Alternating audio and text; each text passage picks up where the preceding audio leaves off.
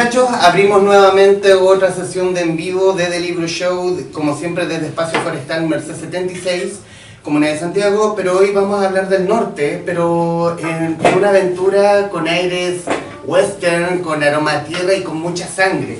Estamos con los autores de Tres Balas en la Pampa, por el extremo Hugo Riquelme, o H.A. Riquelme, Daniel Leal, Michael Rivera. Muchachos, bienvenidos. Muchas gracias. Y antes, obviamente, para poder presentarles, para tirarles los laureles y todas sus medallas, quiero introducirlos con la historia de cada uno de ellos.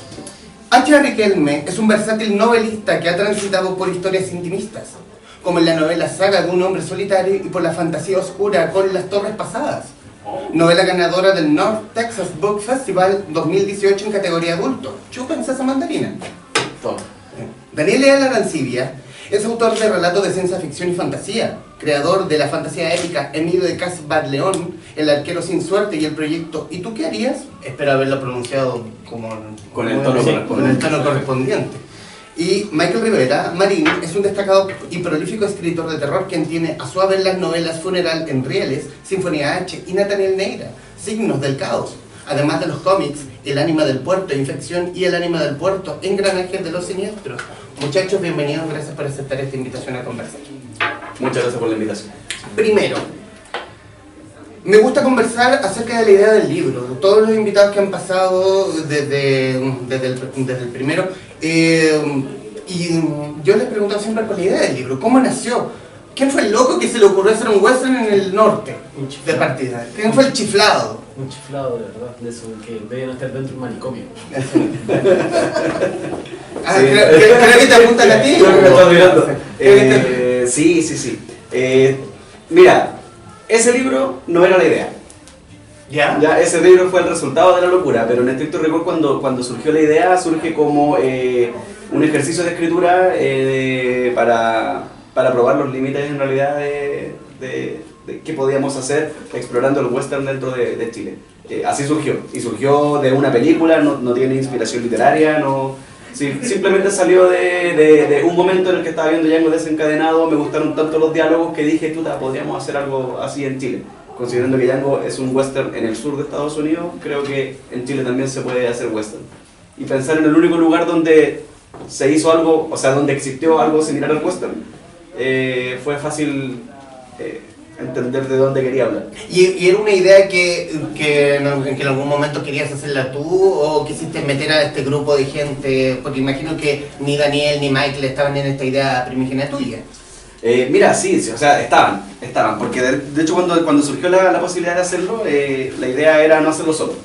Era ojalá trabajar con más personas, y de esas más personas, ¿por qué? Porque yo venía llegando recién a Santiago, me estaba tratando de insertar en el circuito literario y necesitaba conocer a otros escritores, ya, más allá del nombre. Lo único que conocía era a Daniel en persona. Así es que le mandé mensaje a como 5 personas, que lo puedo nombrar. Le mandé mensaje a 5 personas. que no. Algunos de estos va a pescar. Sí, así fue. Pensé en 5 personas de inmediato. De las 5 personas habían una a la que conocí, dos a los que conocía y uno con quien ubicaba su obra, lo había visto un par de veces, habíamos intercambiado un par de palabras, que es Michael, y las otras 2 personas solamente las ubicaba de nombre, nunca las había visto ni había conversado con ellos. Así que fue todo. Ya, nómbralos, pues si ya los tiraste, no. Mira, las personas que invité en primera instancia fueron al primero que le mandé el mensaje fue a Michael Rivera. Después le mandé el mensaje al Martín Muñoz Kaiser, le mandé mensaje al Carlos Páez, le mandé mensaje al Michel Dev y le mandé mensaje al Daniel. Bueno, de hecho Martín Muñoz Kaiser produjo el libro. Pero eso no es detrás. Es que fue divertido porque el primer día, el único que me contestó el mismo día, está ahí, sentado, ahí al lado del cojín de Harry. ¿Y fue inmediato? Sí. Le dijiste que sí. Sí, que a mí me gustaba, me había dado una maratón de cine, de western alguna vez. Y el Spaghetti Western, Sergio Leone, entonces ya me había pegado un año viendo cine afines. Entonces fue como, oh, qué buena, así. Yo cuando los veía pensaba en. De hecho, yo no he visto las de Tarantino, después vi Los Siete Magníficos, pero porque los chiquillos decían, oye, velas. Pero yo no las quería ver, porque en su momento no las quise ver porque ya había visto todas las anteriores. Entonces cuando me dice, llegamos a una nueva blockbuster, fue como, sí, bacán, yo quiero. Fue el primero que me contestó, y sabéis que me contestó, que habrá sido un espacio desde que le mandé el mensaje, habrán sido unos 15 minutos. Sí, Fue muy rápido. Ya. El Martín Entonces- me contestó y me dio sus razones de por qué no se interesaba en participar en el proyecto. Mitchell y Carlos nunca me contestaron. Todavía estamos esperando. Claro, todavía estoy esperando que me contesten. Cuando vengan acá, Lo pregúntale. pasamos a ustedes. Claro. No, y de hecho yo creo que ahora que se escucha nombrar, yo creo que van a mirar a ver si se encuentran el mensaje, porque yo creo que ni siquiera lo pescaron, ni siquiera lo leyeron, porque como no me conocían, Más feo aún todavía. es que no me conocían, pues, no me Ah. conocían, no me conocían para nada, me decía, yo les mando el mensaje por Facebook súper formal, ¿cachai? Así, Fuiste spam. Sí, Fuiste spam. directo a la carpeta de otros de no deseados. Bueno, todos hemos Y- sido, en todo modo, hemos logrado algo haciendo spam. Yo soy el rey del spam. Muchos lo sabrán, sobre todo el dueño aquí presente, el dueño de la librería. Y de hecho, hay una sola persona de los 5 que yo mandé el mensaje con lo que dije, de seguro voy a trabajar. Adivina quién fue el que más se demoró en contestar. Oye, Momento, qué difícil, momento. qué difícil, Partamos qué de la difícil, base, qué difícil. partamos de la base que dos que no te contestaron. Sí, sí, es más difícil. Sí. De hecho, fui el que más se demoró en aceptar. En aceptar, sí. ¿Por qué? Porque yo estaba metido en otro proyecto. Pero por un tema de tiempo solamente. Sí, y de no querer salirme de lo que estaba haciendo. Ya. En ese momento estaba muy enfocado en una nueva novela y dedicarle tiempo a otra me iba a sacar del foco que tenía en ese momento. En ese momento estaba muy productivo escribiendo y me estaba saliendo todo bien según yo. Ujú. Ya, perfecto. Oye, y bueno, la pregunta quizás sea muy obvia. ¿Por qué el norte? ¿Tú eres del norte? Sí, yo soy del norte, pero no es por eso. Bueno, sí, igual es por eso. Sí, en estricto rigor, Sí, sí. que te sacaste, tranquila. Finalmente es porque yo sentía de que le debía algo al norte. ¿Cachai? De que nunca lo había, más allá de unas menciones en las noches pasadas, le debía algo al norte como identidad, porque yo estaba ocupando el norte para contar algunas historias, pero estaba como bien alejado de la identidad nortina, como que no la estaba tocando, al En un contrario. escenario, ¿no? Y claro, en un escenario, la estaba contaminando con europeos, ¿cachai? Con que no pescaba mucho el norte. Bueno, Entonces, yo también. sí, pero acá hay más identidad pampina o nortina por lo menos que en las noches pasadas, pues entonces era esa la idea. Y aparte de que era el escenario geográficamente es parecido al lejano oeste en Estados Unidos, en el sentido de que hay mucha tierra, ¿cachai? Desierto, sol, riqueza, la fiebre del oro, la fiebre de la plata y el salitre. Entonces era como muy fácil homologar el género en el norte chileno.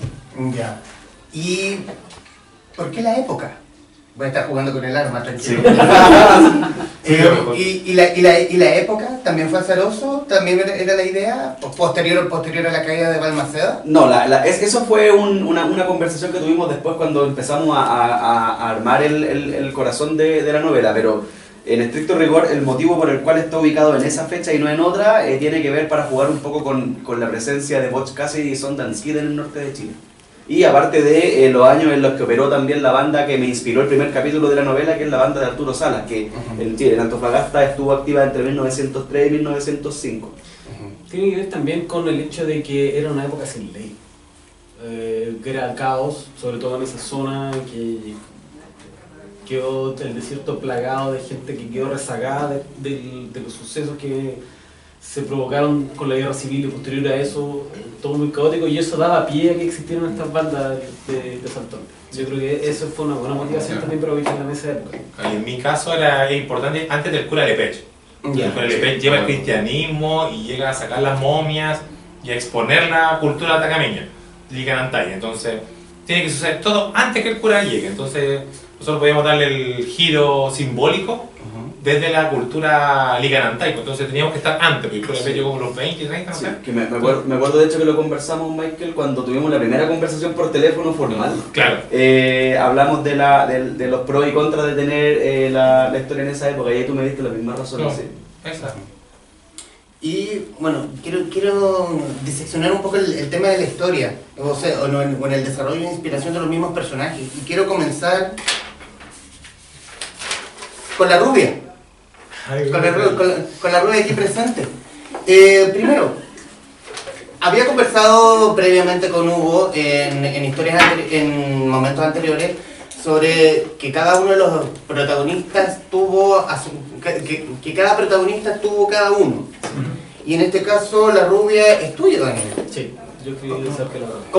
¿Cómo fue el desarrollo? ¿Cómo fue la construcción de la personalidad de la rubia o Eloísa o Hernán sino sin caer en el spoiler. Sí, Pero- de hecho, ahí como para agregar también algo que me interesaría saber a mí, que nunca lo he conversado. ¿Por qué elegiste la ropa? Sí, ¿por qué? No sé. Porque era complejo hablar de una mujer bandolera Ujú. en esa época, en una época que las mujeres estaban relegadas a estar en la casa cuidando de la familia. Ujú. Me parecía que era lo suficientemente desafiante como para darle una potencia que llegó a medida que iba trabajando en ella. Fue un desarrollo súper paulatino del personaje.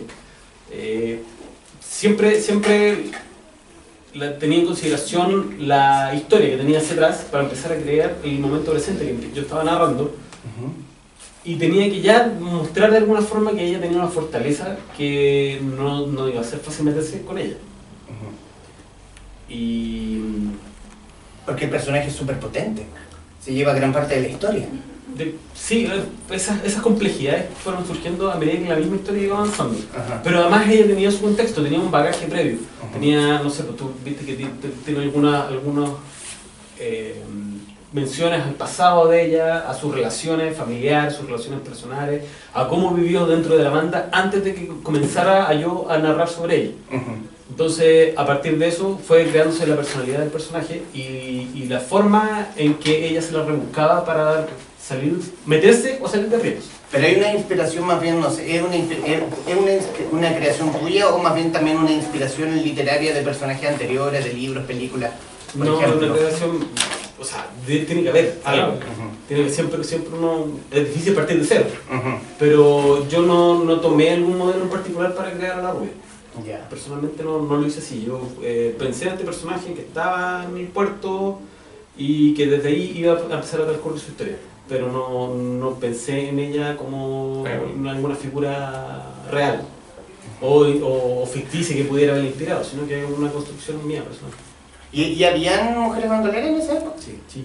Sí, de hecho, cuando escribí el primer capítulo para tentar estos dos rufianes, estos dos bandoleros, a sumarse a la historia, lo basé en una banda real de Antofagasta, que como te comentaba recién, que era la banda de Arturo Salas, y esa banda estaba compuesta por 4 integrantes, que son 4 igual que en la novela, que son 3 hombres y una mujer. La mujer en esa época solamente se conocía el apodo de ella era la jirafa. Y lo que se sabe de ella es que, aparte de ser muy peligrosa, termina su vida delictual cuando se enamora de un ingeniero del ferrocarril de Antofagasta, Bolivia, y se casa con este tipo y se instala en Antofagasta, instala una peluquería y se dedica a eso. Yo eso no lo sabía, yo lo vine a saber Oye, después. pero la historia, el vuelco que dio. Qué heavy. A mí Hugo me había comentado la historia de esta banda, pero yo no sabía cuál había sido el desenlace de esta forajera. Ujú. De que ella había terminado haciendo una vida más o menos normal de Sí, alguna claro. forma y es algo que podría tener ciertas similitudes con algunas cosas que pasan en la novela. Ujú. Cambiemos. El flaco. Hugo, este fue tu personaje. Sí. ¿Cómo lo trabajaste en este caso? Quise hacer un personaje del western arquetípico. Dije, yo quise tener al tipo que representa la moral ambigua, que representa el conflicto de me creo malo pero no soy tan malo, y que finalmente también tampoco soy bueno porque cuando hago cosas buenas las hago por mi beneficio y no por los demás. Entonces, así fue como lo planteé en el primer capítulo, o desde el primer capítulo en realidad. Yo cuando escribí la novela traté de no darle mucho protagonismo porque lo importante no era lo que le pasaba al flaco, sino que lo importante era el contexto total de la escena. Y de ahí en adelante yo tenía ya súper claro cuál era el camino que iba a tomar con él, con lo que iba a pasar después en su estadía en Antofagasta, lo que iba a pasar cuando se anima a regresar a la salitrera, etc. Entonces la construcción del personaje no me tomó mucho tiempo, fue cosa de ver un poco de los western de los años 70, los spaghetti western, y decir, ya, ese es el tipo que quiero, que es el antihéroe. El gallo que es bueno disparando, que no tiene problemas en matar gente, pero que también lo conmueven ciertas cositas que lo van moviendo a hacer cosas. Pero lo hiciste similar a un personaje especial de los Spaghetti Western que viste. No, fue una mezcla de todo. de muchos personajes. De hecho, la película Los Siete Magníficos la había visto en el cine hace poco. el remake que hicieron. Entonces quise rescatar muchas cosas de muchos de ellos, de esos personajes, son 7 personajes increíbles que aparecen en esa película. Y por lo mismo quise darle lo más simple del arquetipo perdón, del western, lo quise instalar en el flaco. Y no me interesaba mucho ahondar en sus motivaciones. De hecho, al personaje nunca le di un nombre. No tiene nombre, a él se le conoce como el flaco nomás. Y después el nombre que adopta es un nombre que le entregan. Entonces, ¿por qué? Porque no me interesaba ahondar mucho en su vida familiar, no me interesaba mucho ahondar en su parte humana, sino que me interesaba contar la historia del flaco desde el punto de vista de la leyenda, del forajido que se convierte en leyenda, más allá de la persona que está dentro del traje del flaco. Y el aspecto físico se lo dio Almirón. Sí. Me acuerdo que cuando empezamos a trabajar con el diseño de personaje, Almirón propuso que fuese parecido, la vestimenta por lo menos, que fuese parecida a la vestimenta de Clint Eastwood, que tuviera algo de John Wayne. Entonces él le empezó a meter como esas ideas al personaje. Tiene mucho de eso. Sí, Sí. sí. Pasemos al otro protagonista, el indio, Michael. Este fue tu personaje. Sí, ese fue mi personaje y en ese sentido yo no había visto historias de vaqueros en que tuviesen que sacar cadáveres, por ejemplo, o que tocaran el tema indígena de ellos como vaqueros. Siempre el indígena era el rival, sí, el enemigo. adversario. Entonces acá en ese sentido era como el aliado, como el que se vendía al sistema. Y de hecho ese fue el inicio. Era un aliado bien abusado. Sí, pues claro, pero es que era el indio finalmente el marginado del grupo y quería entregar la riqueza finalmente, para eso les servía a ellos. Y él tenía esa ambición de querer conocer, de querer avanzar, de no ser lo que era si se hubiese quedado en su tierra, así como en San Pedro, que es lo que tomamos como referente. Y en ese sentido lo construimos malo, porque vende a su gente, no le importa a su familia, deja toda esa cosa sagrada que a él le correspondía y que podría haber trabajado junto a su hermana como heredera de una tradición cultural, y a él no le importa venderlos. ¿Por qué? Porque quiere esta pistola, ¿cierto? En su momento era tener esta pistola, andar a caballo, viaja con los tíos, ¿cierto? Como recorriendo lugares, y esa es la esencia de él, o sea, la esencia de él es conseguir, como sea, ¿cierto? Por cualquier medio, lo que él busca.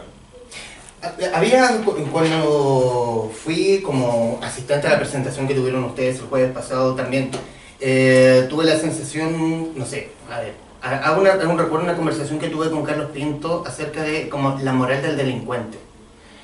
Vi por lo menos los primeros 2 personajes en el Flaco y la Rubia que tenían esa moral, ese respeto o esa ética, por decirlo de alguna manera. Y cuando te dije que el del indio, que claro, está muy bien hecho porque lo hace despreciable, es un tipo que vende a su gente, no hay moral, no hay ética, no hay nada, él simplemente se quiere enriquecer y punto final.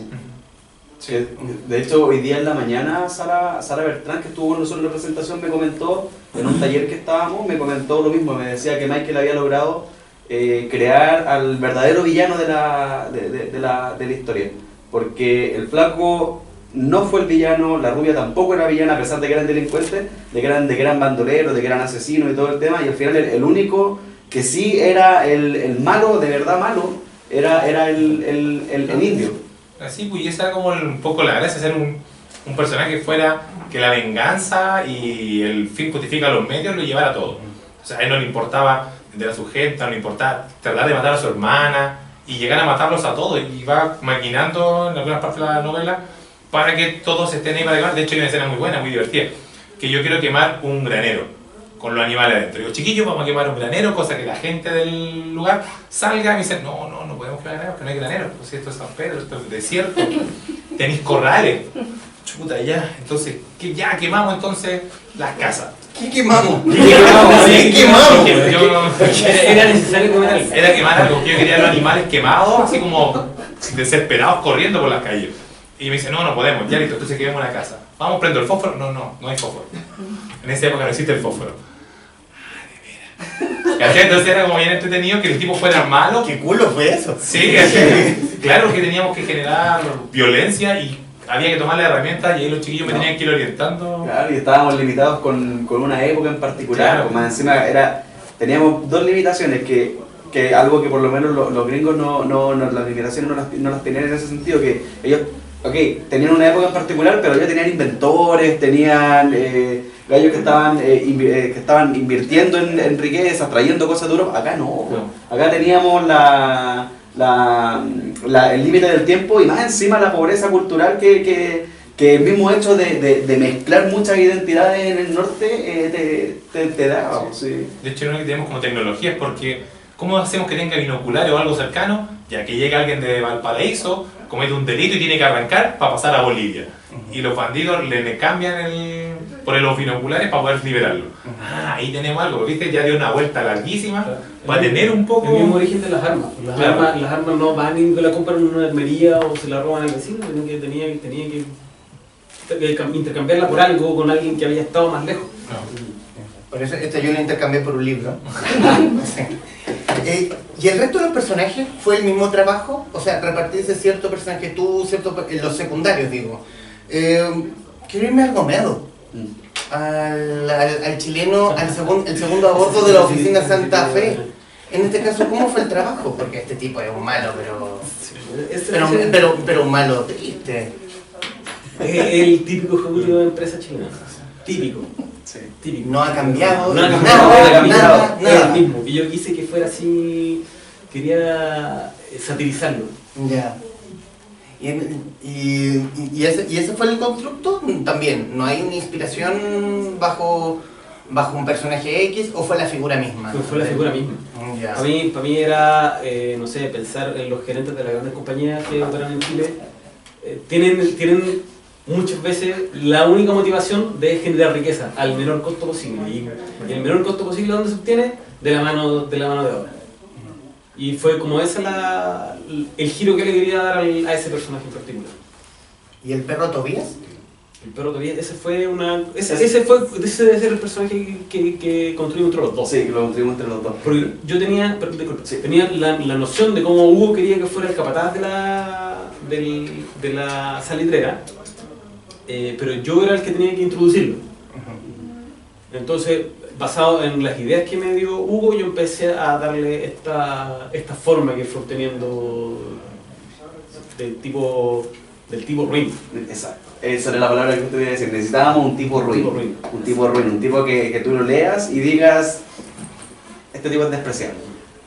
Es despreciable. Entonces, con Daniel lo conversamos. Cuando Daniel me comentó, yo en algún momento, más adelante en la historia, igual iba a ocupar un capataz en la oficina salitrera. Tenía que tener el capataz, se necesitaba. Sí. Entonces, cuando Daniel me comentó de que lo necesitaba introducir, empezamos a conversar acerca de cómo podía ser. Incluso me acuerdo que cuando empezamos a hablar primero de la personalidad, en algún momento con el nos dijimos, oye, físicamente cómo es, y los dos dijimos, es pelado y es chico y es bueno para los combos. Listo. ¿Qué más chileno que eso? Claro, y ahí fue como... Y burro, y bruto. Claro, y tosco, y no sé, era un tipo grotesco, más encima. Sí, era un gallo grotesco. Es como el segundo a bordo del ejecutivo que Sí. es el de la inspiración tuya, Daniel. Sí. Sí. De hecho, por eso le pusimos el perro. Él es birro. Por eso le pusimos el perro. Para él, de que le dijeran el perro, era como, claro, soy el guardián casi de mis amos de la compañía, pero era el perro porque era un... Era perro faldero. Era perro faldero, así tipo... Dormía dos pies del comedor. Y algo tenía del capataz de Pampa Ilusión. Sí, tenía el nombre. ¿Sabéis que yo también lo hice lo mismo? Entonces se me vino a la mente el famoso Tobías de Pampa Ilusión que interpretó Néstor Cantillana. Sí, exacto. Otro tipo malo. Era malo. Sí, que de hecho nosotros dijimos, o sea, cuando yo pensé en el capataz dije que tenía que ser así. Con la única diferencia es que no quiero que el tipo se vea bien, no quiero que luzca bien. Que sea mino. Claro, yo quiero que el tipo sea grotesco, que tú te imaginas un tipo desagradable a la vista y que más encima, ojalá te lo imagines hediondo. Así como, en serio, esa era como la idea. Sí, porque llega a doler mirarlo. Exacto, sí. Esa era la idea detrás del Tobías. Y Juan el Huraño, porque es un personaje, digamos, prácticamente omnipresente entre el comienzo del libro hasta finales del mismo. Con el Huraño pasó algo simpático. Está planteado en el primer capítulo y nadie se hizo cargo de él. Y los tres lo construimos entre los tres por separado. El Michael le dio una visión, Daniel le dio una visión y yo le di después la impresión de mía. Pero era como una leyenda, era como un personaje que en realidad lo construyeron las visiones de los otros personajes. Sí, porque da la mención de que un tipo se nombraba, así como la leyenda, el mito. Sí. A mí me recordaba cuando llegué a escribir de él, era como la cantante calva. Que todos esperan en la obra de teatro que llegue la cantante calva pero nunca aparece. Hay una película que trabaja Stallone, que es como Oscar, y todos están ahí reunidos, pero Oscar nunca aparece. Pero todos hablan, ¿no? Que va a venir, no sé qué, pero uno no lo conoce, entonces nosotros también hablamos de él, estuvo presente en secuencia, no, déjala. Ah, listo, y la acción sigue. Pero nunca supimos cómo era. Es curioso porque es finalmente en torno al personaje, en torno al cual gira la historia, o sea, todo confluye en él. Sí, los puntos de encuentro están en el Uranio. Y fue entretenido abordarlo de esa manera, porque yo miraba, yo leía lo que Michael había escrito del Uranio y me daba, no sé, de pronto si se iba un poco de lo que yo tenía en la cabeza me daba lo mismo porque no me ensuciaba lo que yo pensaba del Uranio. Lo mismo con Daniel, lo que él planteaba del personaje, después yo decía, da lo mismo, si el personaje no lo estamos mostrando. Nunca. Y no nos interesa mostrarlo. ¿Cachai? Nos interesa que cada uno dé como su percepción de, porque en el último capítulo lo vamos a tratar ya con un poquito más de cuidado y todo el tema, ¿cachai? Esa era como siempre la idea. Entonces construyamos una leyenda. Y eso finalmente va a permitir también que los propios lectores sean quienes se formen su impresión de Juan Uraño. No estoy diciendo que vayan a percepcionar ni mucho menos, pero que, no sé, algunos considerarán que lo que le pase o no está más o menos justificado, dependiendo de lo que vean, de cuál de estas tres visiones tomen, O sea, de la propia que se haga. Tenemos nuevamente el ser el malo por una razón, en este caso. Es que en estricto rigor el Uranio no es el malo. Si son todos malos. Pero uno es más malo que el otro. Lo que pasa es que ahí como que lo otro que yo siento que logramos entre los tres con este tema del bien y el mal es poner también en la mesa de que es una cuestión de percepciones y de ideales nomás el bien y el mal. Sí. No es un constructo real, ¿cachai? Es una cuestión que tú la vas armando dependiendo del punto de vista. Entonces sí, el Uranio es el malo de la película. Oye, compadre, revisa los otros tres personajes, son todos malos. No hay ninguno bueno. ¿Cachai? Entonces fue como divertido. Y tampoco son tan malos. Claro, y tampoco son tan malos. Hasta el Uranio tiene su trasfondo en algún momento, pues, ¿cachai? Lo llegáis a ver humano, ¿cachai? Entonces era como ganas de jugar con eso.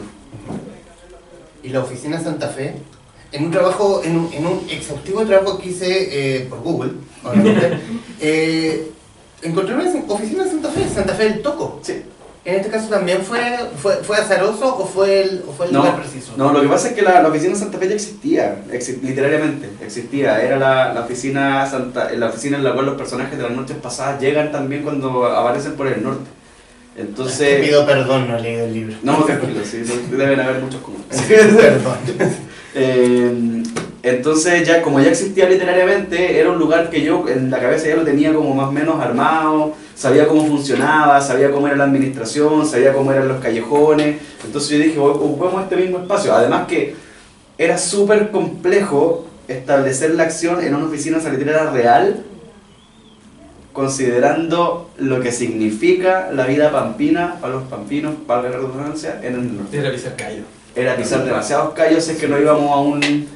Y no nos servía para el propósito de lo que necesitábamos, porque hay historia metida, hay nostalgia, hay familia, ¿cachai? Hay muchas cosas que en realidad nos hubiesen puesto demasiadas limitaciones para lo que necesitábamos hacer con la historia. Pero en el fondo de la historia, ¿la oficina Santa Fe del Toco es relevante? ¿No?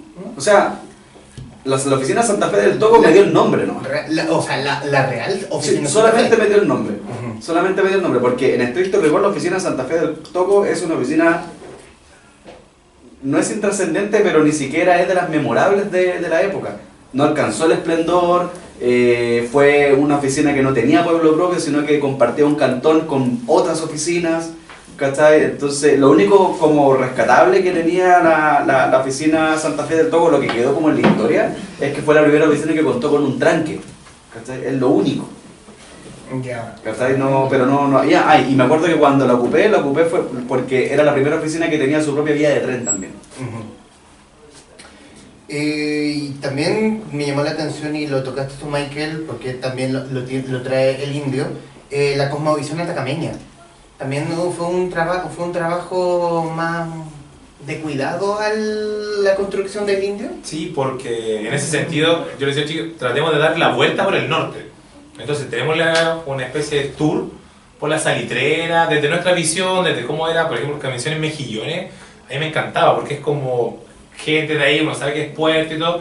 Entonces dije, ya, pero entonces voy al turista. Pensemos en el posible comprador que va a estar ahí en librería del desierto, comprando el libro y llega y dice, oye, qué buena, mira, un libro que no habla del norte, que es como lo que funciona. Y San Pedro lleno de europeos, entonces mostrémosle los puntos típicos a los turistas, pero no se los vendamos solamente como el lugar, sino que démosle un trasfondo. Entonces, en ese trasfondo me veo obligado en tener que averiguar sobre la cultura licanantay, el significado de nombres, de cosas, trabajos que hacían. Yo decía, ya, y cuidan, no sé, alpaca. No, en esa altura no es alpaca, tiene que ser tal cosa. Entonces tuvimos que empezar a averiguar de eso, y cuando yo había ido a San Pedro, como me gustan estas cosas de los rituales, con muerte y cosas así, siempre andaba preguntándole al guía, y siempre tomé nota de eso. Entonces, en algún momento, me dije, esta cuestión algún día me hace. Entonces, y bueno, claro, porque yo escribí una novela gráfica, como 60 páginas, en que reviven en Incarí, que es de la cultura inca. Entonces la estuvimos dibujamos como 20, quedó el proyecto votado, y ahora que teníamos la oportunidad fue como, ok, saquemos eso que anoté alguna vez, que lo usé con una novela gráfica que yo perdía, reutilicémosla ahora. ¿Cachai? Entonces sí hubo ahí una preocupación yo creo que lo que nos pasó lo mismo con Santa Fe, con esto de lo indígena, no faltarle el respeto a nadie.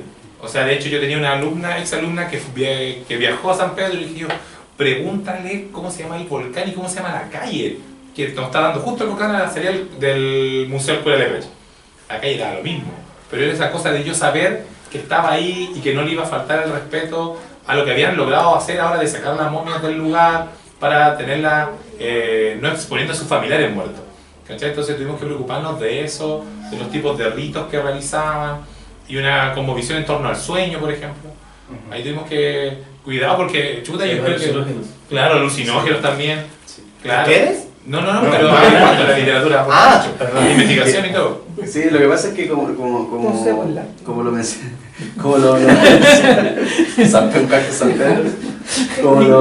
lo menciona el Michael, y ojo que no quiero que quede la sensación de que no quisimos faltar el respeto, de que fuimos temerosos, Claro, no, al contrario, las ideas estaban súper claras, y si vamos a pisar callos, pisemos callos, pero no gratuitamente, o no de manera burda, y no pisemos callos por un error, ¿cachai? Claro, eso, que feo decir, no, que lo puse así porque se me ocurrió nomás. Sí, que suena Qué bonito. fome, yo encuentro que eso es pésimo. Más cuando estamos en 1800 y algo, ya hay una serie de pega que había que hacer y que no la podíamos escapar. Eso, había que ir, si vamos de frente, pero averigüemos, investiguémonos. Y está además documentar, ¿no? Claro. Hacer los locos con eso. Sí, pues no, qué feo. No, más encima yo soy profe, imagínate contarle el cuento a los cabros así como...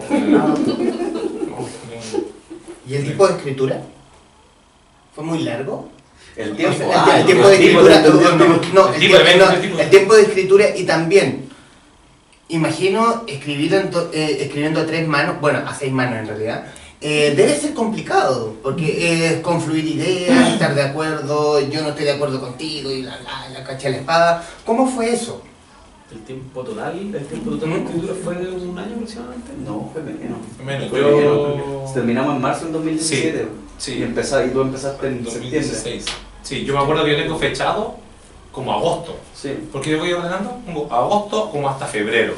Que era como, porque claro, como profe salgo de vacaciones y ahí empezamos a apurar la máquina. Pero esto no tienen vacaciones en esa fecha.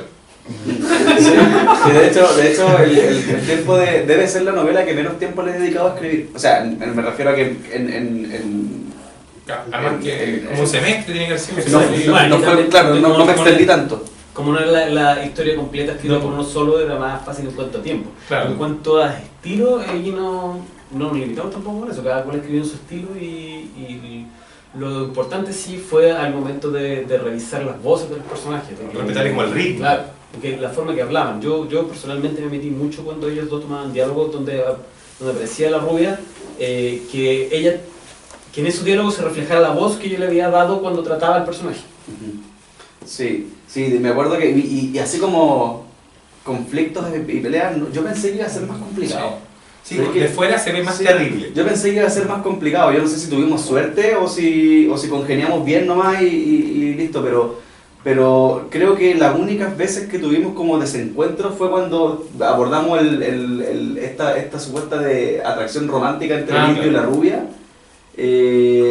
Y en el caso con el Daniel era ver cómo resolvíamos cuando juntamos los dos personajes, Porque hay un capítulo en donde la ¿Ahí rubia... fue conversación o se ocupó esto? No, ahí fue WhatsApp, Sí, era WhatsApp, yo creo era que solo WhatsApp. Eso también ayudaba, o sea, el estar preguntándonos siempre, y si hacemos esto, Claro. yo me acuerdo que cuando tenía que hacer una secuencia onírica, pero lo dejamos como la ambigüedad, no, dale así mejor, ya. Sí. Entonces éramos bien respetuosos de la idea y si funcionaba para la historia completa. En ese sentido, Exacto, más allá de que si pensando- me funciona a mí, que nos funciona a los tres. ¿Cachai? Entonces, en ese sentido yo creo que funcionó y no todos lo preguntábamos. Sí. Imagínate que me hagan decir, yo me acuerdo que una respuesta por lo del fuego dicen, relee el primer capítulo. No me pueden decir. ¿Cachai? Yo me hubiera dicho, oye, ¿por qué no me dicen? Si está ahí, lee. Como y- estaba escribiendo un libro, hola. ya decimos, ganemos tiempo, no. Entonces, ¿qué dice? Lo que me dijeron, pues, léedelo. Ay, aquí está. Vuelta. ¿Cachai? Entonces, Que era útil releer.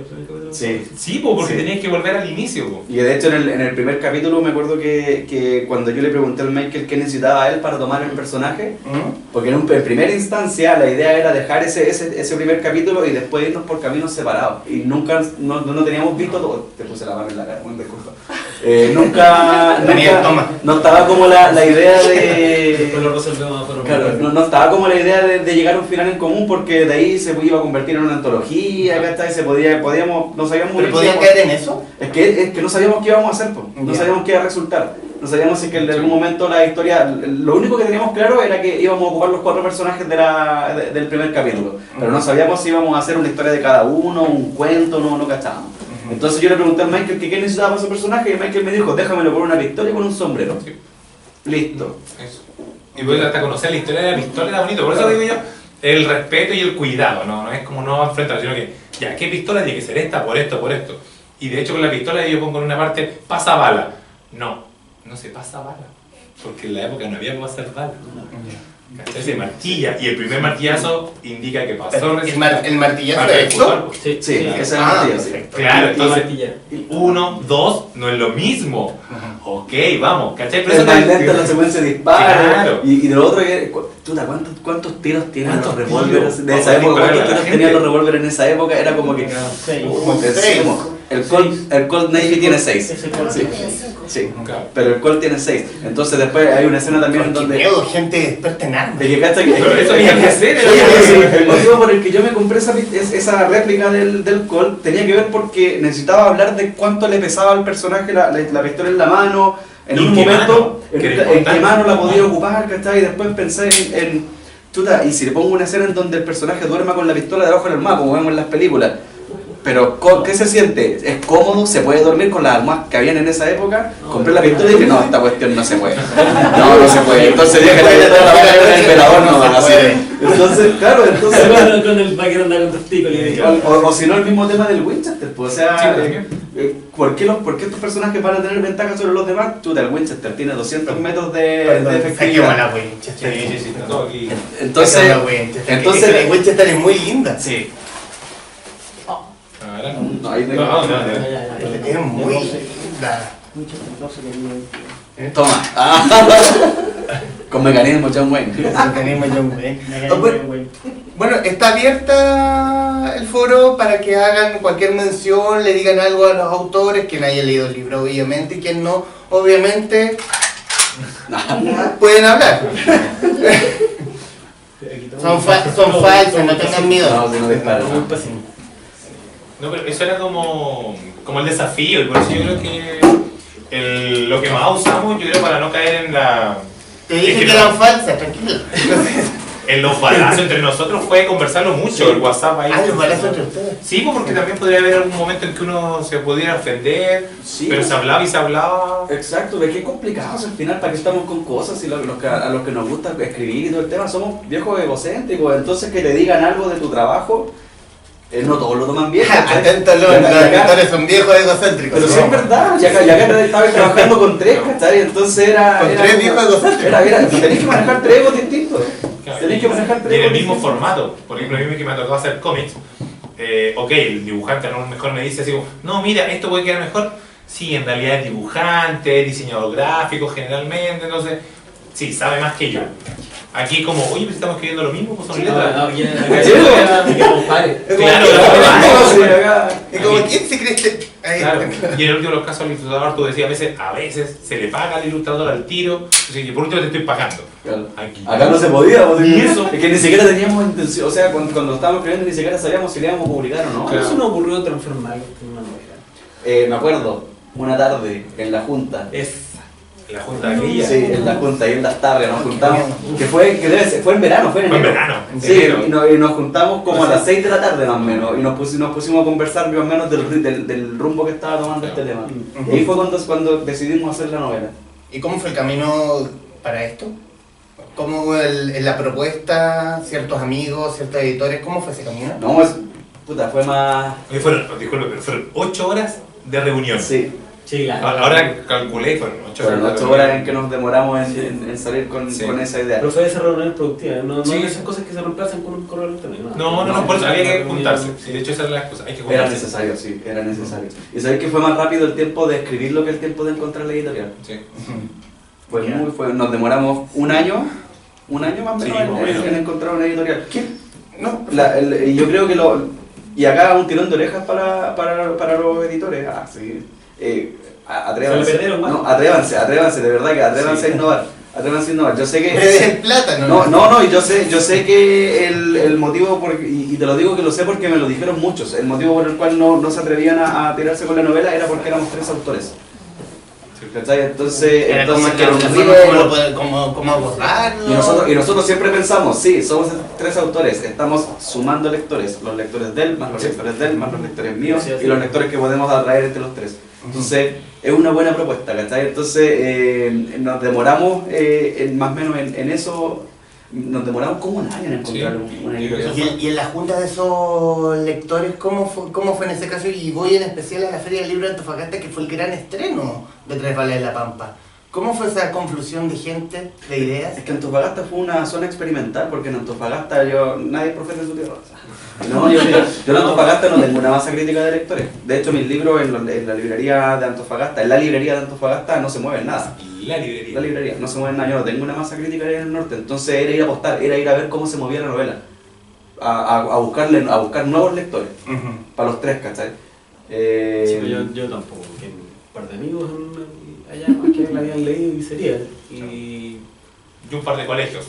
Tenía Claro. suerte que me habían comprado en colegio, me habían pedido mi novela, fue una regla, me habían pedido nosotros habíamos Sí. ido O sea, fue un gran lanzamiento de Loca a la piscina. Fue una apuesta, sí, de hecho ni siquiera estaba seguro en la cantidad de libros que me iba a llevar. Yo tenía un número de libros para llevarme en la cabeza porque por primera vez no fui a la feria de...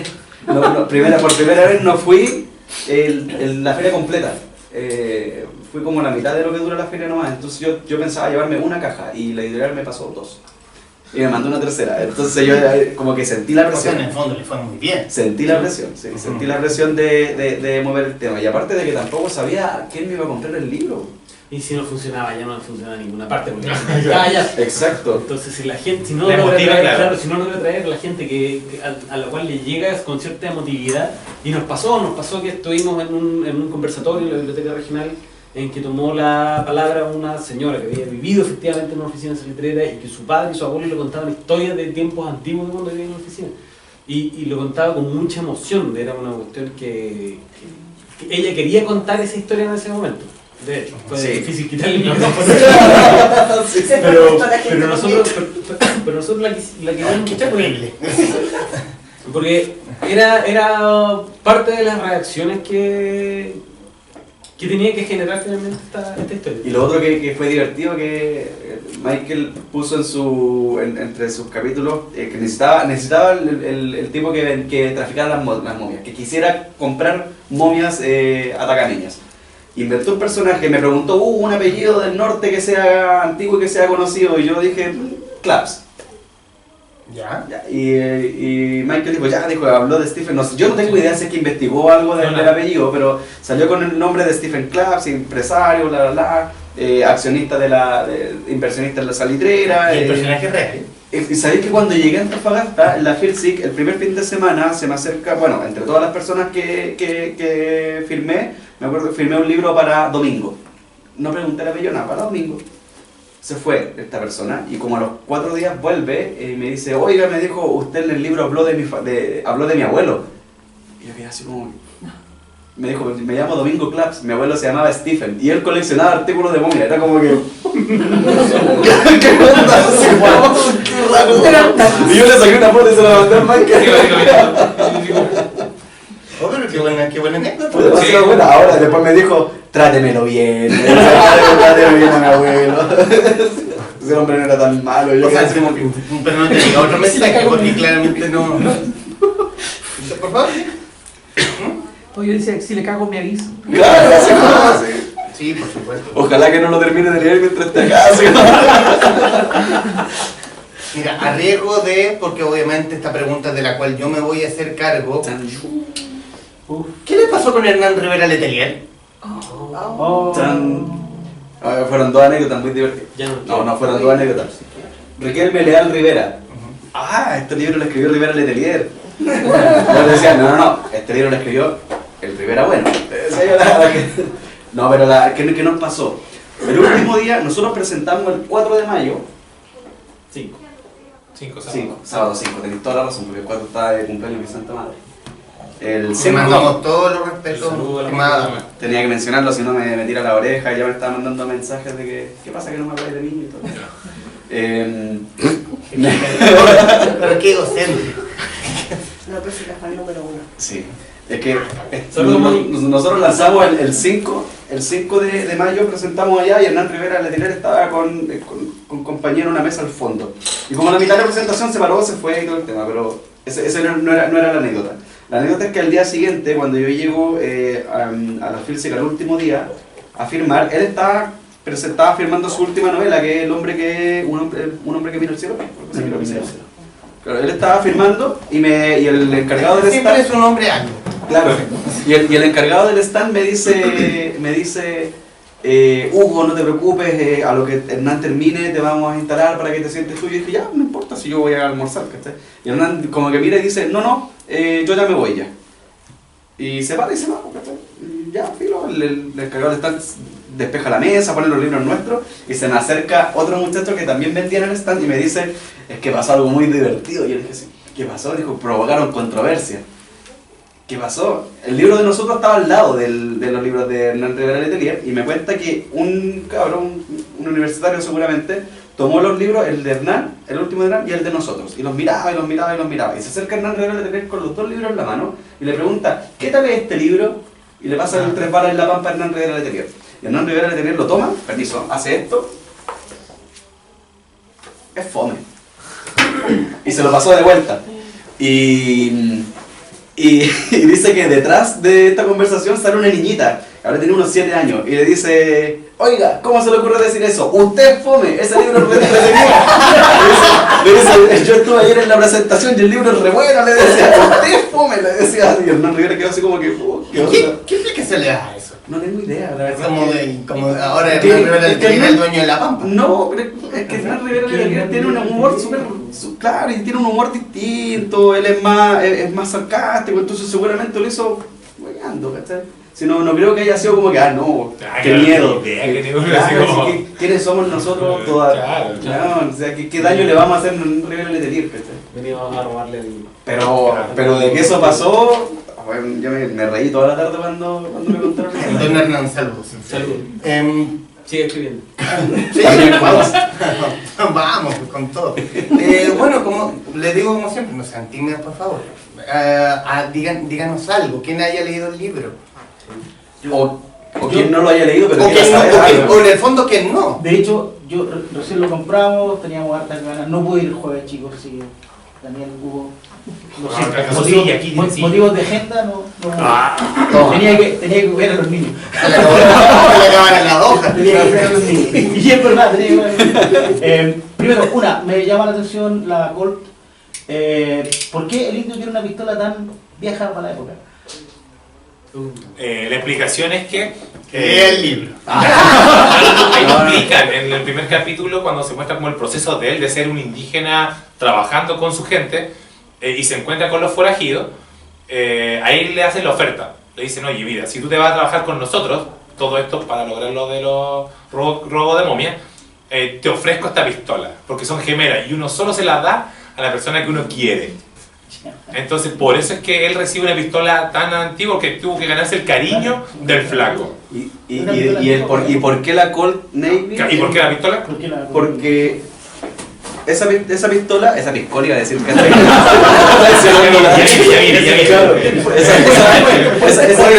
Ya que dijera, esa pistola es conmemorativa de la Guerra de Secesión de Estados Sí, Unidos, 1865. A eso iba. Entonces la idea fue cómo ponemos esta pistola en el norte de Chile. Pues, oye, si están llegando los extranjeros, que llegue un coleccionista o un empresario estadounidense al cual le regalaron esta pistola y estos asaltantes se la robaron. Así llega. Ahora, ¿por qué al indio? Es por el lazo que se crea entre el flaco y el indio de cómo le cachai. Después se hicieron una. Después hicieron estaban tinta llena de niñas. Ahora, yo no sé si 25 años de antigüedad considera- sí haya sido tan antiguo en esa época. Sí. De hecho, el Winchester que tienen ahí también un poco antiguo para la época. Sí, no, pero un experto en armas. pero también Algo sí. nos hicimos cargo de Eso- porque eso- pero eran armas que tenían su historia también. Sí, no, perfectamente. Ese Winchester conquistó el oeste. Y nosotros consideramos además que acá a Chile todo llega tarde. Sí, Como, De hecho, a Antofagasta están llegando recién los MP3, así que vayan chiquillos. la está rompiendo, la está rompiendo. La otra La está pregunta- rompiendo en la población colombiana. Se lo dicen antofagastinos. Sí. La otra pregunta que tengo es que, bueno, yo leí el libro de Daniel que me encantó, de hecho soy un fan de Arquero Sin Sol. Y también hice una muy buena reseña al libro de Hugo que me encantó también. El lector en el centeno. No, no es tan fácil. Sí, y voy a leer lo suyo, aún no lo... Sí, está bien. Vamos a ver. Vamos por ahí, vamos. Y la idea es la siguiente. Yo de chico vi muchas películas de Cowboys que daban en el Canal 5 en la época, me las vi todas las películas de Cowboys y por lo que ustedes me acaban de contar, que me creo que me perdí una parte, tienen mucho de ese estilo de cine italiano filmado en Castilla, Sí, que es sí, Spaghetti Western. Spaghetti Western. Ahora, ¿qué pasa con la música? ¿Hay algún tipo de música para...? Yo siempre hago esta pregunta, ¿qué pasa con la música que ocuparon para hacer los libros? Por ejemplo, en La Reina del Sur, Pérez Reverte ocupó ranchera y cada capítulo tiene una ranchera y de hecho yo tengo el disco con la ranchera que es fantástico. Y ahí te dije que escuchando con tu sangre de Lucía la lectura Sí. iba a ser mejor. Y en este caso, ¿qué pasa con la música para ocuparla acá? Porque no creo que podamos escuchar a Ennio Morricone, o si lo ponemos a Ennio Morricone sería fantástico. ¿Quién se hace cargo ahí? Compilamos la banda sonora de lo que motivó cada capítulo o que de alguna forma lo inspiró. Hugo se fue por la parte más música que sonaba a western. Claro. Michael no pudo dejar sus raíces metal y yo fui un poco más ecléctico, pero igual bien rockero. Yo en particular no ocupé una canción en particular, pero es el Ghost Rider in the Sky, pero de la versión de Outlaws. Ah, ya. Ya, esa versión ocupé para el primer capítulo, me acuerdo cuando me senté y dije ya voy a entrar en onda, esa es la versión que ocupé. Para imaginarme todo, o sea, para recordar en realidad, no imaginarme porque lo viví por 30 años, el desierto siempre sonaba de fondo en mi cabeza el Cóndor Pasa, de la versión de los Jaivas, sí. Que nos costó un mundo encontrar encontrarla. la Y después cuando ya me sentaba a escribir, ponía en YouTube Dark Country y me salían unos setlists de 1 hora y media más o menos que iban sonando y sonando músicas de ese estilo. La mayoría son de blues saraceno. Ah, ya. Los blues saraceno. Fue un tremendo descubrimiento la música Dark Country de blues saraceno y que me acompañó mucho en la escritura. Yo el otro día en el lanzamiento hablé de la lista que habíamos compilado para todo efecto. Lamentablemente no la pudieron encontrar en Spotify, la gente que la buscó. Yo, que por eso no la puedo Sí, encontrar. La lista existe. Pero... Son mi celular. No, el de ustedes también. Al igual que el uranio, existe. Existe, sí, no es, pero es como una figura como esa, ¿eh? Es una figura es como literaria. Claro, es como extraño. Pero por alguna razón que todavía no logro descubrir cuál es, no aparece en el buscador de la aplicación. ¿Ya está privada? No, está pública. Yo mando los links y la gente la Sí, puede. yo también la mandé puede el ver. link a Olga. Sí. Y en mi caso, yo empezaba, por eso me acuerdo, empezamos a trabajar en la novela en agosto. Y en septiembre viene Rammstein y dentro de las bandas que toca ese festival, toca Michuga. Y a mí me encanta Michuga. Entonces estoy viendo el show en vivo Y la música de Michuca es súper pegada, súper pegada, súper pegada. Y yo estaba ahí con unos amigos que de hecho nos acompañaron en la presentación y todo. Y yo miraba y escuchaba y decía, uy, así suena el desierto para mí. Esa cosa constante de ver la arena, la tierra y estamos todos cabeceando. Entonces fue eso, por eso creo que fue el primer tema que pusimos de mi parte de la selección, que yo puse solo 3 temas. Michuca también había visto en el año anterior a Lamb of God con Gojira. Entonces, a mí me encantó porque cuando toca Gojira primero, va el vocalista de Lamb of God y toca con ellos. Entonces hacen un cruce. Y después cuando toca Lamb of God, el vocalista de Gojira canta con ellos. ¿Cachai? Entonces fue como, nosotros estamos haciendo eso. En la historia de Hugo voy yo y toco un rato, después cambiamos, toca Daniel y así nos vamos cruzando. Entonces... La historia es un gran crossover. Y aparte, Claro, entonces- de que la música que eligió Michael va súper bien con los capítulos del Claro, entonces con la historia del indio. Y fue eso, o sea, como lo vi ahí en vivo, después estuve con otra banda y fue como, ya, esto es, y yo puse mis 3 canciones porque eran perfectas, porque éramos los 3 y listo. Yo lo que hice con respecto a la música fue buscar qué canciones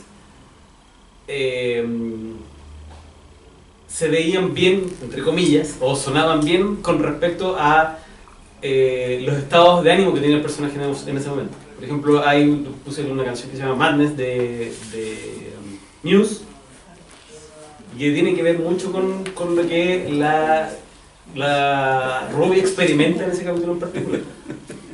Creo que es una volada. Era una constante de, ¿Ah? de experimentar una constante de la rubia, ¿sí? ¿Madness? No, Experimentar. Sí.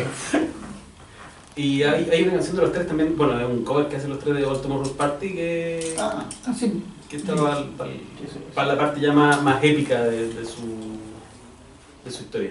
Bueno, igual lo voy a ver con el mismo Morricone de fondo. Sí, uno de los clásicos. Igual lo voy a ver. De hecho, en el setlist que está en Spotify, la lista, va de regalo la canción que ocupan como intro en Django Desencadenado. Que no me acuerdo en este momento el autor. Pero la pusimos más que nada porque fue el que gatilló la idea. Va de regalo como si fuera tuya. Ahora, aunque ustedes no lo crean, hay un póster de 1970 que apareció solamente para una reversión de El bueno, el malo y el feo. En Italia solamente apareció y tiene la misma pose. ¿De verdad? Maravilloso. Lo vi el otro Nos día. copiaron, ¿eh? Sí, Bueno, grandemente. lo vi el otro día en Pinterest. Lo iba poniendo, después no sé qué pasó. Ahora, eso, portada y contraportada son una Sí, sola ahora. ilustración. Está muy bonito la ilustración. Arte de Sí. Juan Manuel Almirón. Sí.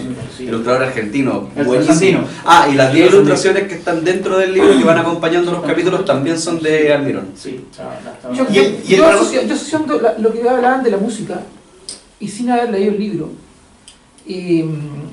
hago una relación intrínseca con Mad Max. Eh, Asociaría como Mad Max, como un vaquero o algo, sobre todo que está en escenas desérticas, ¿cierto? Futurista en una época como después de una carrera mundial. Pero me asociaba mucho, me llamó mucho la atención la música que están realizando, ¿no es cierto? Aunque Es con Mad Max, es como, sí. tú ves Es como esa visión. Más un western Apocalíptico, post-apocalíptico. claro, un western apocalíptico. que- Sí. Y sabiendo lo que narraron ustedes sobre los personajes, entonces me asociaba. Todo eso era algo interesante. todo tiene que ver con Mad Max. Sí. Es increíble. Nuevo hashtag. Sí. Y volviendo a la ilustración, yo ya había trabajado con Almirón. Había trabajado 2 veces. El ánima del Puerto Engranaje de los Siniestros lo había hecho con él. Si él ando argentino, no, decía, no, acá en Chile se quemó el Congreso, o sea, se quemó los cerros de Valparaíso y se veía el Congreso. Me decía, ¿qué es el Congreso? Valparaíso, ya me suena. El tipo ni siquiera sabía de fútbol, entonces ni siquiera conocía el club deportivo. Pero Almirón tiene una gracia que, aparte de hacer sugerencias, él es súper obediente. Entonces uno dice, mira, esta foto es más o menos así, y él viene, improvisa cosas y tomó el estilo como de medio acuarela para la ilustrar. Entonces él trabajó conmigo ahí, trabajamos con Nathaniel Neri, hicimos un cómic completo, que no lo hemos publicado, y además estaba trabajando en ilustraciones para cuentos.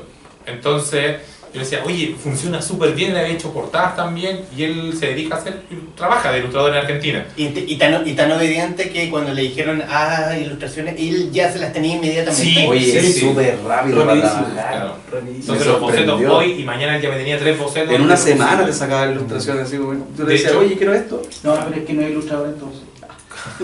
Que él, de verdad, entonces nosotros nos preocupaba los tiempos. De hecho, yo tengo una, que eso es histórico. Hay una atacameña, una mueve atacameña, que está dentro de una vasija. Pero no se sabe por qué está dentro de la vasija. No hay una explicación porque nunca están dentro de un objeto. Entonces, obviamente, hicimos esa escena, y se la mandé como sugerencia al Mirón para que lo recreáramos y poner a nuestro personaje ahí, obviamente con un sentido mayor. Y él le dio 2 tonos, dos enfoques. O sea, hay uno que en contrapicado y hay uno que está como de lado de la cámara. O sea, a ese nivel de preocupación, como con cuál se quiere quedar. Hizo la pega 2 veces por el mismo precio e hizo los bocetos, y como los bocetos no convencían, dijo no, las terminó. Entonces terminó las ilustraciones para cuál nos quedábamos.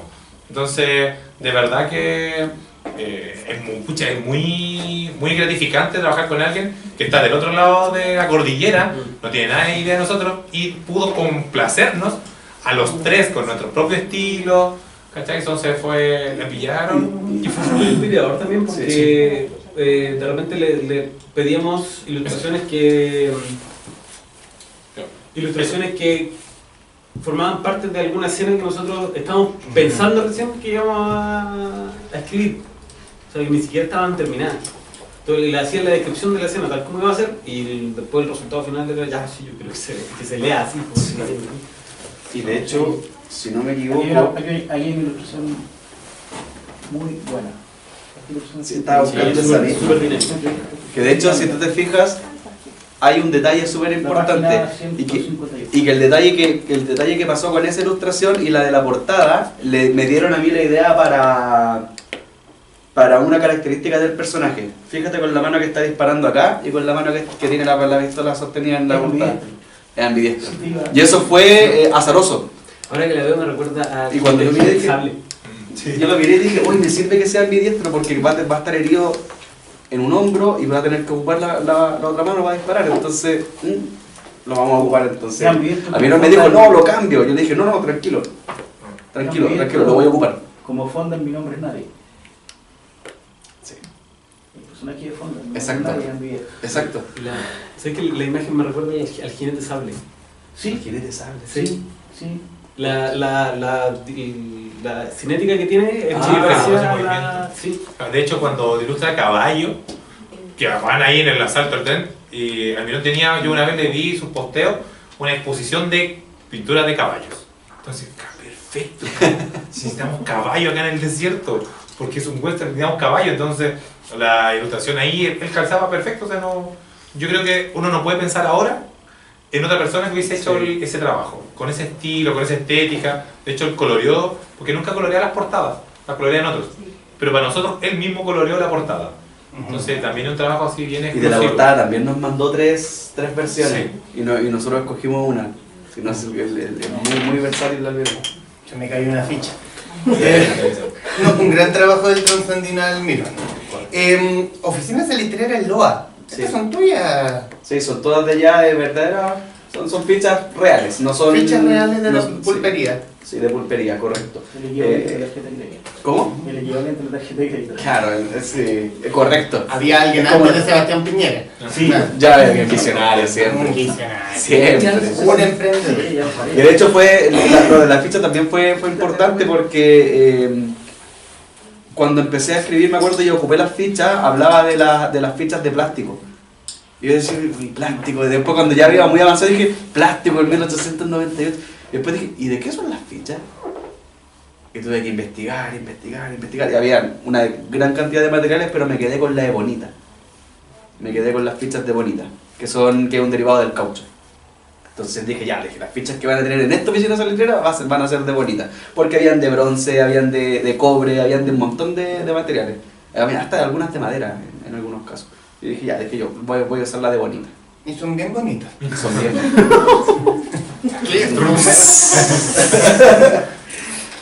Y bueno, y obviamente para poder finalizar la conversación muy entretenida, proyectos a futuro. Este ya le dieron el empujón de que es, ¿cómo se llama la La colección? colección que le pusieron ahí. Cañones. Ahí nos puso, Balada Tres Cañones 1. nos puso el tiro a la presión. ¿Va bien encaminado eso? ¿O Hay o ideas. estamos pensando? Hay ideas, pero hoy día en realidad, ¿qué es lo que pasa? Que son dos cosas y que yo creo que coincidimos. Es tiempo de disfrutar Tres Balas en la Pampa, de disfrutar la llegada de la novela al público. Es tiempo también de que cada uno retome los proyectos que dejamos parados por hacer esta locura. Entonces, hoy día son ideas. Se van a materializar en algún momento, pero no te podría decir, este año por ejemplo, no, este año no. Ya fue. No, este año ya fue. ¿Y en proyectos individuales? Sí, pues, ahí, bueno, yo ahora, si Dios quiere, a fin de año ya saco una novela nuevamente, vuelvo a una novela de terror, después de 5 años que no publicaba novela de terror, porque esto es western. De hecho me decían, ¿tenés que escribir western? No sé si eso es bueno. Un western de terror. Claro, entonces vuelvo de una novela que se llama Francisca Macabra, ya estamos en la etapa de tramo de grabación, tenemos la portada lista que hizo Yossi, entonces ahora viene eso, va a ser como la preocupación de sacar una novela de terror nuevamente. ¿Daniel? Yo estoy sacándole la vuelta a las correcciones finales de mi próxima novela, volviendo al género fantástico, esta vez con una mezcla sutil con steampunk. Visto bueno por ahí atrás parece. Eso es un fan. Iba a preguntar. yo lo vi en este tiempo. Sí. Tengo una colección de relatos, de cuentos que están ahí esperando ser ilustrados y concluidos para buscar la publicación también. Son cuentos que tienen como base la pregunta ¿y tú qué harías algo? Y en base a las respuestas a esas preguntas se generaron relatos protagonizados por la persona que respondía a esas preguntas. Y es un proyecto que estoy retomando ahora gracias a Hugo y gracias a otros autores que han aceptado la invitación como Michael, como Jordan, como Michel Depp, de trasladar estos relatos en lugar de que sea un público indeterminado a estos autores a los que le estamos planteando la pregunta, para que vayan a leer un cuento en un podcast que estamos haciendo para el efecto. Entonces, para incentivar Un audiocuento. ¿Ah? Un audiocuento. Claro, y para motivar a la gente que no se entusiasma mucho con la lectura, pero que sí le gusta en las historias, que en este caso que las escuchen. Entonces ya empezamos, ya grabamos un par de capítulos, estamos esperando ahora que empiecen a llegar los relatos de los otros autores, algunos que están aquí cerca y que... ¿Qué se están haciendo el loco? No, estamos piano. Muy bien. Eso, también estoy en trabajo incipiente para una novela gráfica con un ilustrador que se llama Fabián Todorovich, que es además el autor de la portada de Emilio Castellón, de mi novela, la primera que publiqué. Tenemos ahí algunas páginas armadas, seguramente vamos a postular al fondo del libro para echarle a andar. Y eso es un cuento proyecto, por ahora.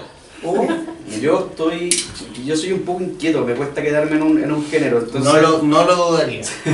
entonces quiero tomar un poquito de distancia de lo que hicimos acá con el western, con la aventura histórica, y estoy trabajando en 2 novelas en paralelo. Estoy trabajando en una novela de ciencia ficción que se llama Agenda Secreta y que tiene una premisa que es bastante sencilla, pero que me ha costado un poco sacar adelante. Está inspirada en las conspiraciones. Todas estas conspiraciones de YouTube, en donde tú escuchas videos de los ministerios de esto. La tierra plana. Claro, cosas por el estilo. ¿Qué es lo que hace Agenda Secreta? Que todo es real. De alguna forma la premisa es un poco eso. Entonces, ¿qué es lo que hace la novela? Toma la conspiración que está muy difundida de que el ser humano nunca llegó a la luna y que todo fue una conspiración gringa para engañarnos Y creo que no está ni Kubrick. Claro, y cosas de ese estilo. Tomar esa idea y refutarla científicamente, con argumentos científicos, con pruebas, con un montón de cosas. Pero entre medio, mientras se va validando o rescatando la verdad del alunizaje, meter entre medio una conspiración que diga que, oye, bueno, sí, es obvio que fuimos a la luna porque 10 años antes estuvimos en Marte. Entonces, hacer algo por el estilo en Agenda Secreta, esa es como la idea que hay con esa novela. Y estoy trabajando en mi primera novela juvenil. Quiero abordar un poco ese rubro y se llama 12 para las 12, que es una novela que cuenta las 12 últimas horas del año de un grupo de 7 amigos que se enfrentan a una tradición que es juntarse en la Torrentel a ver los fuegos artificiales todos los años, y se van dando cuenta que mientras más viejos se hacen, más les cuesta llegar a cumplir esa tradición. Entonces más o menos es abordar cómo estos 7 personajes se enfrentan a un montón de problemas que les va regalando la vida mientras se van haciendo más adultos. Entonces esa es la premisa de 12 para las 12. Y eso por este año. Bueno. Sí. Con eso se el año. Primero, no me queda más que darle las gracias, muchachos, por este rato para conversar y recomendar mucho Tres balas en la Pampa de Rivera, Leal y de Riquelme, Leal y Rivera. ¡Oh, qué terrible! Maldita trapeo. Una novela entretenida, mucha aventura, muchas balas, mucha sangre. Bueno, entender que como quienes somos lectores no son gente muy sana. Por algo estamos todos aquí reunidos. Saben de muchas pistolas. Claro, y que saben de muchas pistolas. Es gente no muy sana, sobre todo el librero aquí presente, el que nos recibe cada semana en este espacio forestal. Y lo único que voy a decir, porque yo ya hice un review, cual aún no publicó, del libro, y solamente citar algo que escribí, que donde el silencio no es solo paz, porque si escuchas bien, oirás 3 balas venir raudas, imperceptibles, que abrirán el encapritado cielo nortino en busca de venganza y honor. Es todo lo que puedo decir. 3 balas en la Pampa, de Ahora Ediciones. Muchachos, gracias. Gracias. Muchas Gracias a los presentes y a ustedes.